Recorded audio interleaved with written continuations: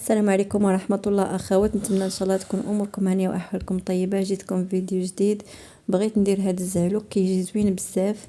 كي كتشوفوا معايا البنات راني خديت هذا النجل هذا، حيدت لي هذاك العود، المهم غسلته مزيان وهاني دابا كنشفو. كي كتشوفوا معايا خصو يتمسح مزيان باش ما يبقاش فيه الماء.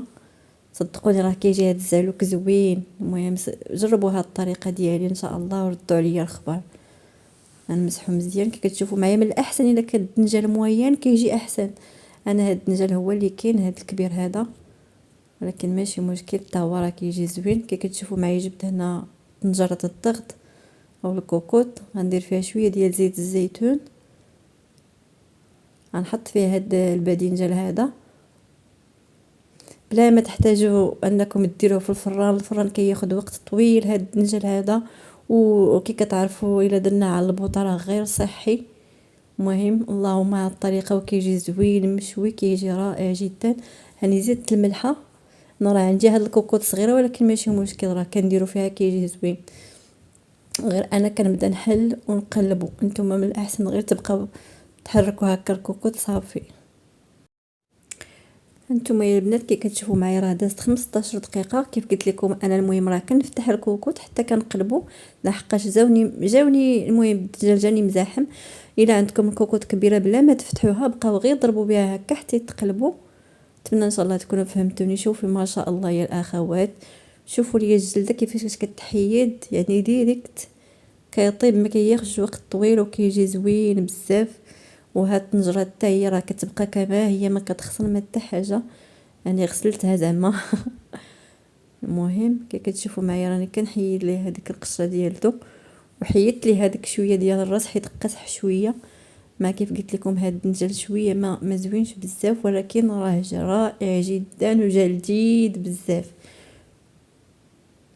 نتمنى ان شاء الله تتبعوا هاد الطريقه هذه.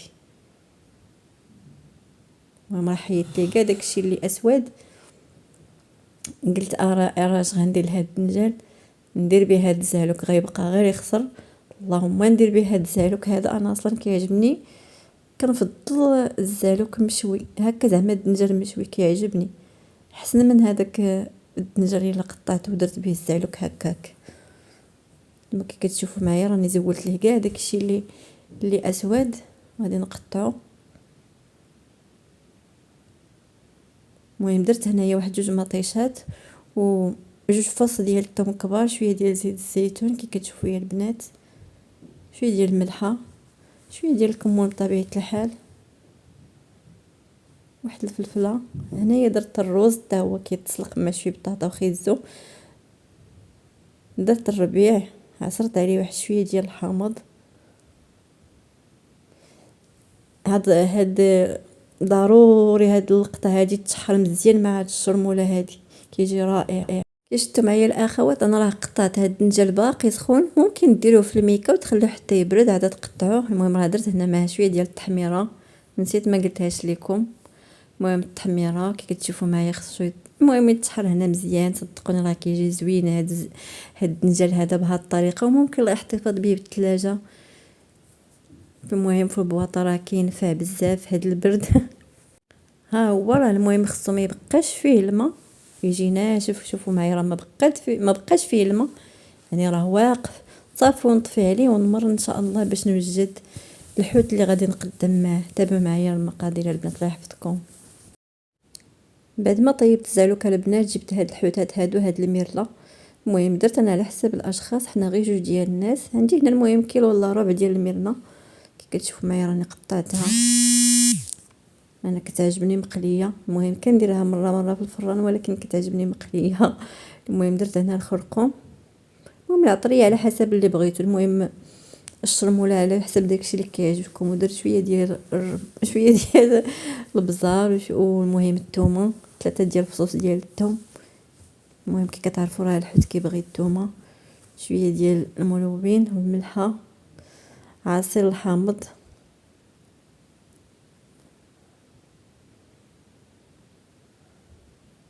الزعتره. كتجي رائعه هاد الزعتره هادي في الحوت، صدقوني كتجي زوينه بزاف، كتعطيه واحد لوغو زوين. غنشرم دابا هاد الحوت هذا. انا ضفت الربيع والكمون حتى هو راه نسيت وما ضفتو حتى الاخر البنات.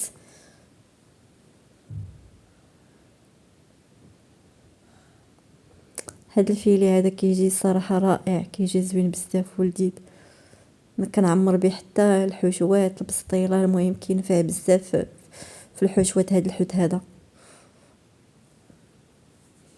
غنشرملو كله وندير ليه السلوفان ونخليه يرتاح تقريبا ساعه ولا ساعتين، عاد نقليه ان شاء الله البنات. هاني درت الكمون راني نسيت ما درتو من الاول. نغطيه ونحطو جانبا حتى نرجع عنده ان شاء الله. المهم البنات راني خليته في الشرموله تقريبا ساعه ونص. جبت دابا هاد الدقيق هذا كي تشوفوا معايا. المهم راه كاع كلشي كتعرفوا كيفاش كيتقرا الحوت.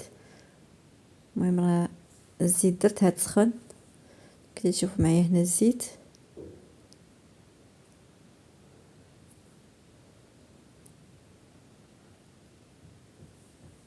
جربوا هاد القضيه ديال الزعتر مع الحوت، صدقوني والله الا زوينه بزاف. انا كيعجبوني الاعشاب نطيب بهم، كنطيب انا بالاعشاب بزاف. واسمحوا لي على التصويره الاخوات، غير قبلوا لي على التصوير ديما واحد بنت عمي كتعايرني على التصوير، تحياتي ليها من هنا. الله يحفظها يا ربي. تقول لي قدي التصوير قدي التصوير، كنقول لها قبلي عليا يا بنت عمي. نتمنى ان شاء الله يعجبكم هذا الفيديو هذا. نستمر البنات نكمل هذا الحوت اللي عندي ان شاء الله ونرجع عندكم في الشكل النهائي ديال هاد الغديوه ديالنا البسيطه.